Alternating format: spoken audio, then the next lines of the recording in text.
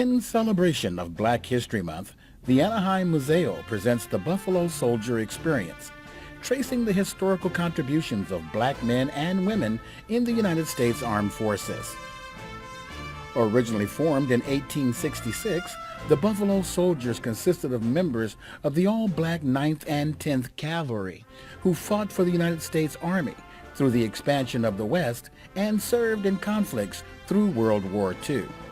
Well, the great thing about the Buffalo Soldiers exhibit is most people don't realize the struggles that these young men went through to help our country.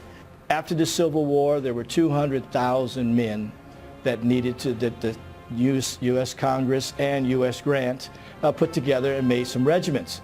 So those guys, it was a job. It was an opportunity to get into service and make a life for yourself. $13 a month, $156 a year. That was bank back in those days. It helped build the country. This exhibit is very exciting. We encourage people to come and see. We have interactive pieces. We have obviously beautiful pictures from history back in the time. We have artifacts. We have a lot of different pieces that shows the struggles the Buffalo Soldiers had to go through to make our place a little bit safer.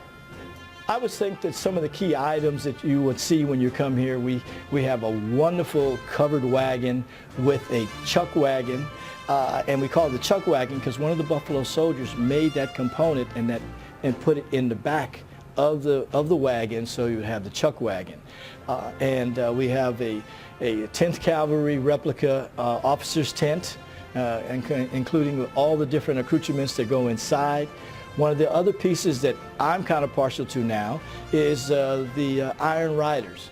Most people had no idea who the Iron Riders was, but those guys up in Fort Missoula, Montana, used to patrol the Yellowstone.